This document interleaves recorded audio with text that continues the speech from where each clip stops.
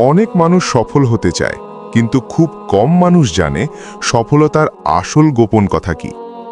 এমন একজন মানুষ ছিলেন যাকে একসময় তার নিজের তৈরি কোম্পানি থেকেই বের করে দেওয়া হয়েছিল, কিন্তু সেই মানুষই পরে ফিরে এসে পুরো পৃথিবীকে বদলে দেন। তিনি হলেন স্টিভ জবস। আজ আমরা জানব তার সফলতার সেই গোপন কথাগুলো, যেগুলো শুধু শুনলে নয়, বুঝলে আপনার জীবন আর আগের মতো থাকবে না। অনেক মানুষ ভাবে সফল মানুষদের জীবন শুরু থেকেই সহজ ছিল, যেন তারা জন্ম থেকেই ভাগ্যবান ছিল, সবকিছু তাদের জন্য প্রস্তুত ছিল। কিন্তু বাস্তবতা একেবারে উল্টো। সত্যি বলতে গেলে বেশিরভাগ বড় সফল মানুষের জীবনের শুরুটা ছিল অনিশ্চয়তা, সন্দেহ আর ব্যর্থতায় ভরা। আর এর সবচেয়ে শক্ত উদাহরণ হলেন স্টিভ জবস। স্টিভ জবসের জীবন যদি ভালো করে দেখেন, তাহলে একটা জিনিস খুব পরিষ্কার হয়ে যাবে। তিনি কখনো নিরাপদ রাস্তা বেছে নেননি।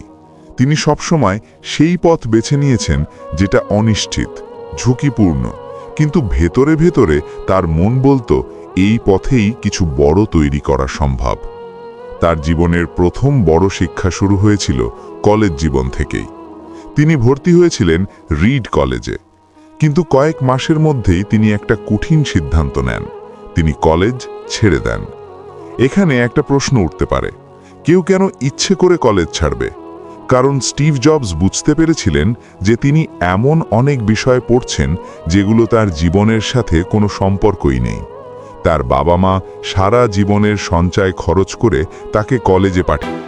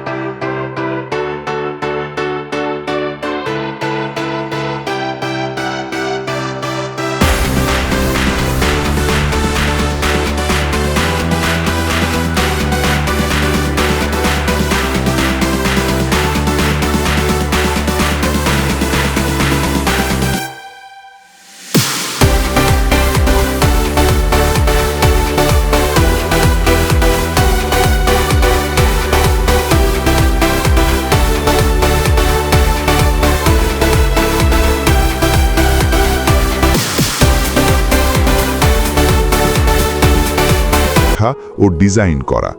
এটা শুনে অনেকেই ভাবতে পারে এটা আবার জীবনে কি কাজে লাগবে। সেই সময় স্টিভ জবস নিজেও জানতেন না যে এই জিনিসটা ভবিষ্যতে কত বড় প্রভাব ফেলবে, কিন্তু তিনি শুধু তার কৌতূহল অনুসরণ করেছিলেন। বছর কয়েক পরে যখন তিনি তার বন্ধু স্টিভ ওজনিয়াকের সাথে মিলে অ্যাপল তৈরি করেন, তখন সেই ক্যালিগ্রাফি শেখার অভিজ্ঞতাই কম্পিউটার ডিজাইনের নতুন এক বিপ্লব নিয়ে আসে। সেই সময় বেশিরভাগ কম্পিউটারে একটাই সাধারণ ফন্ট ছিল, কিন্তু স্টিভ জবস চেয়েছিলেন কম্পিউটারেও সুন্দর টাইপোগ্রাফি থাকুক, বিভিন্ন ধরনের ফন্ট থাকুক। ফলাফল হলো কম্পিউটার ব্যবহার করার অভিজ্ঞতা বদলে গেল। একটা ছোট্ট সিদ্ধান্ত, একটা অদ্ভুত কৌতূহল ভবিষ্যতে পুরো প্রযুক্তি জগৎকে বদলে দিল। এই ঘটনাটা আমাদের একটা গুরুত্বপূর্ণ শিক্ষা দেয়। জীবনের অনেক সিদ্ধান্তের ফল আমরা তখনই বুঝতে পারি না। অনেক সময় একটা ছোট্ট আগ্রহ, একটা অদ্ভুত শেখা অনেক বছর পরে গিয়ে বিশাল প্রভাব ফেলে। স্টিভ জবস নিজেই একবার বলেছিলেন, জীবনের বিন্দুগুলো সামনে তাকিয়ে কখনোই জোড়া যায় না, এগুলো শুধু পিছনে তাকিয়ে বোঝা যায়। মানে আজ আপনি যা শিখছেন, যা করছেন, সেগুলোর মূল্য হয়তো এখন বোঝা যাচ্ছে না, কিন্তু ভবিষ্যতে এগুলোই হয়তো আপনার সবচেয়ে বড় শক্তি হয়ে উঠবে। আর এখানেই তার সফলতার প্রথম গোপন কথা লুকিয়ে আছে। তিনি কখনো ভিড়ের পথ অনুসরণ করেননি। বেশিরভাগ মানুষ নিরাপদ পথ বেছে নেয়, যেটা সবাই করছে সেটাই করে। কিন্তু যারা সত্যিই বড় কিছু তৈরি করে তারা অনেক সময় সেই পথ ছেড়ে দেয়। স্টিভ জবসের জীবন তার প্রমাণ। তিনি নিয়ম মেনে চলা মানুষ ছিলেন না। তিনি প্রশ্ন করতেন, সন্দেহ করতেন, নতুনভাবে ভাবতেন, এবং এই মানসিকতাই তাকে আলাদা করে তুলেছিল। সফলতা অনেক সময় শুধু কঠোর পরিশ্রমের ফল নয়, সফলতা অনেক সময় আসে ভিন্নভাবে ভাবার সাহস থেকে। স্টিভ জবস সেই সাহস দেখিয়েছিলেন। তিনি কখনো নিশ্চিত ভবিষ্যতের পিছনে দৌড়াননি। তিনি দৌড়েছিলেন নিজের কৌতূহলের পিছনে, আর সেই কৌতূহলই একদিন তাকে এমন জায়গায় নিয়ে যায় যেখান থেকে তিনি শুধু নিজের জীবনই বদলাননি, পুরো পৃথিবীর প্রযুক্তির ধরন বদলে দিয়েছেন। কিন্তু তার জীবনের সবচেয়ে বড় পরীক্ষা তখনও বাকি ছিল। স্টিভ জবসের জীবনে সবচেয়ে অদ্ভুত এবং কঠিন ঘটনাগুলোর একটি ঘটেছিল তখন, যখন তিনি ইতিমধ্যেই সফল হয়ে গেছেন। বেশিরভাগ মানুষ ভাবে একবার সফল হয়ে গেলে সব সমস্যা শেষ হয়ে যায়, কিন্তু বাস্তবতা হলো অনেক সময় সফলতার পরেই সবচেয়ে বড় পরীক্ষা আসে। স্টিভ জবস তখন তার বন্ধু স্টিভ ওজনিয়াকের সাথে মিলে তৈরি করেছেন অ্যাপল। ছোট একটা গ্যারেজ থেকে শুরু হওয়া সেই কোম্পানি দ্রুত বড় হতে শুরু করে। নতুন নতুন কম্পিউটার বাজারে আসছে, মানুষ প্রযুক্তিকে নতুনভাবে চিনতে শুরু করছে। সবকিছু যেন ঠিকঠাক চলছিল। কোম্পানি বড় হচ্ছে, নাম ছড়িয়ে পড়ছে, সাফল্য আসছে। বাইরে থেকে দেখলে মনে হবে এই গল্পটা এখানেই শেষ, সবকিছু পারফেক্ট। কিন্তু বাস্তবে ঠিক তখনই একটা বড় সমস্যা শুরু হয়। কোম্পানি যত বড় হতে লাগলো, ততই ভেতরে সিদ্ধান্তগুলো জটিল হয়ে উঠতে লাগলো। বোর্ড অফ ডিরেক্টরস, বিনিয়োগকারী, নতুন ম্যানেজমেন্ট সবাই কোম্পানিকে অন্যভাবে চালাতে চাইছিল। স্টিভ জবস ছিলেন খুবই জেদি এবং পারফেকশনিস্ট মানুষ।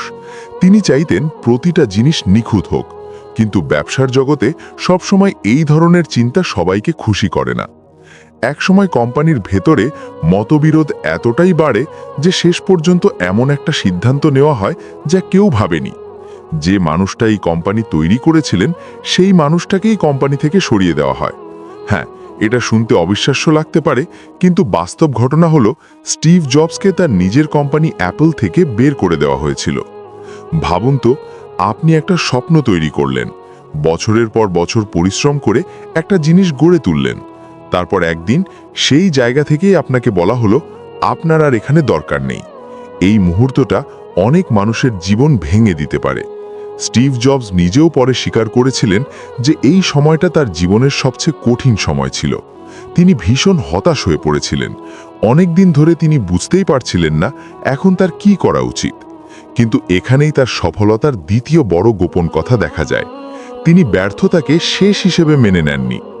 বেশিরভাগ মানুষ এই জায়গায় এসে থেমে যায়। তারা ভাবে সব শেষ, কিন্তু স্টিভ জবস ভেবেছিলেন অন্যভাবে। তিনি বুঝতে পারলেন যে জিনিসটা তাকে এতদিন এগিয়ে নিয়ে গেছে সেটা হলো তার কাজের প্রতি ভালোবাসা। কোম্পানি চলে গেছে, পথ চলে গেছে, কিন্তু তার ভেতরে সেই আগ্রহটা তো এখনো আছে। তাই তিনি আবার নতুনভাবে শুরু করার সিদ্ধান্ত নিলেন। অনেকেই ভাবতে পারে নতুন করে শুরু করা কি এত সহজ? না, মোটেও সহজ না। কিন্তু যারা সত্যিই কিছু তৈরি করতে চায় তারা কখনো শুধু একটা সুযোগের উপর নির্ভর করে না। স্টিভ জবস নতুন একটি কোম্পানি শুরু করলেন, নেক্সট। এটা ছিল একটি প্রযুক্তি কোম্পানি যেখানে তিনি আবার নতুন আইডিয়া নিয়ে কাজ শুরু করলেন। একই সময় তিনি আরেকটি গুরুত্বপূর্ণ সিদ্ধান্ত নেন। তিনি একটি ছোট অ্যানিমেশন স্টুডিও কিনে নেন। সেই স্টুডিওকে নাম ছিল পিক্সার। সেই সময় কেউ ভাবেনি যে এই ছোট স্টুডিও একদিন পৃথিবীর অন্যতম সফল অ্যানিমেশন কোম্পানি হয়ে উঠবে।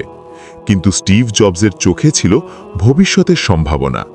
কিছু বছর পরে সেই স্টুডিও থেকেই তৈরি হয় একটি সিনেমা, টয় স্টোরি।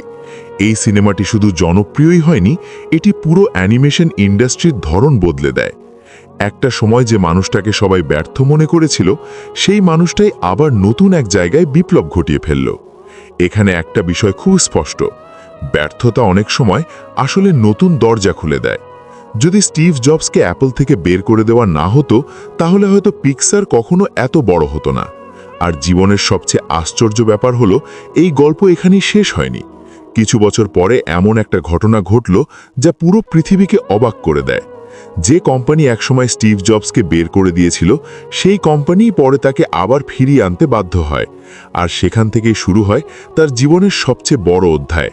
কারণ যখন তিনি আবার অ্যাপেলে ফিরে আসেন তখন তিনি শুধু একজন উদ্যোক্তা ছিলেন না, তিনি তখন এমন একজন মানুষ যিনি ব্যর্থতা, সংগ্রাম এবং নতুন করে শুরু করার শক্তি সবকিছু শিখে ফেলেছেন।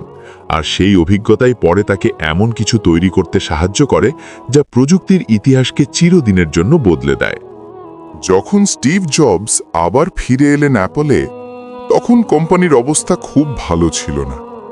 বাইরে থেকে অনেকেই ভাবত অ্যাপল একটা বড় নাম, কিন্তু বাস্তবে কোম্পানিটি তখন ভেতরে ভেতরে ভেঙে পড়ছিল। অনেক প্রোডাক্ট, অনেক পরিকল্পনা, কিন্তু পরিষ্কার কোনো দিক ছিল না। এই জায়গাতেই স্টিভ জবস এমন একটি সিদ্ধান্ত নিলেন যেটা তার সফলতার তৃতীয় বড় গোপন কথা হয়ে যায়। তিনি প্রথমেই কোম্পানির ভেতরে একটা কঠিন কাজ করলেন, অপ্রয়োজনীয় জিনিসগুলো কেটে ফেললেন। শুনতে সহজ লাগে, কিন্তু এটা বাস্তবে খুব কঠিন কাজ, কারণ বেশিরভাগ কোম্পানি ভাবে বেশি প্রোডাক্ট মানে বেশি সুযোগ। কিন্তু স্টিভ জবস উল্টোটা বিশ্বাস করতেন। তিনি বলতেন, সফলতা মানে শুধু নতুন জিনিস তৈরি করা নয়, সফলতা মানে অনেক সময় অপ্রয়োজনীয় জিনিস বাদ দেওয়ার সাহস। তাই তিনি কোম্পানির অনেক প্রজেক্ট বন্ধ করে দেন, অনেক প্রোডাক্ট বাতিল করে দেন। অনেক মানুষ তখন এই সিদ্ধান্ত বুঝতে পারেনি, কিন্তু তার মাথায় ছিল পরিষ্কার একটা ধারণা, কম জিনিস কিন্তু অসাধারণ মানের জিনিস। এই চিন্তা থেকেই পরে তৈরি হয় এমন কিছু পণ্য যেগুলো প্রযুক্তির ইতিহাসে নতুন অধ্যায় খুলে দেয়। প্রথম বড় উদাহরণ ছিল আইম্যাক। সেই সময়ে বেশিরভাগ কম্পিউটার দেখতে ছিল একঘেয়ে আর জটিল, কিন্তু আইম্যাক সম্পূর্ণ ভিন্ন ছিল। সুন্দর ডিজাইন, সহজ ব্যবহার আর মানুষের জন্য বানানো প্রযুক্তি। মানুষ বুঝতে শুরু করল কম্পিউটার শুধু একটা মেশিন না, এটা একটা অভিজ্ঞতা। এরপর একের পর এক বড় পরিবর্তন আসতে শুরু করল। সঙ্গীত শোনার ধরন বদলে দিল আইপড, মোবাইল ফোনের ধারণা পাল্টে দিল আইফোন, আর পরে ট্যাবলেটের নতুন যুগ শুরু করল আইপ্যাড। এই প্রতিটা পণ্যের পিছনে একটা সাধারণ চিন্তা কাজ করছিল, জটিল প্রযুক্তিকে মানুষের জন্য সহজ করে দেওয়া। স্টিভ জবস সবসময় একটা কথা বলতেন, মানুষ প্রযুক্তি ভালোবাসে না, মানুষ ভালোবাসে এমন জিনিস যা তাদের জীবন সহজ করে। এই কারণেই তার তৈরি পণ্যগুলো শুধু মেশিন ছিল না, সেগুলো মানুষের দৈনন্দিন জীবনের অংশ হয়ে গিয়েছিল।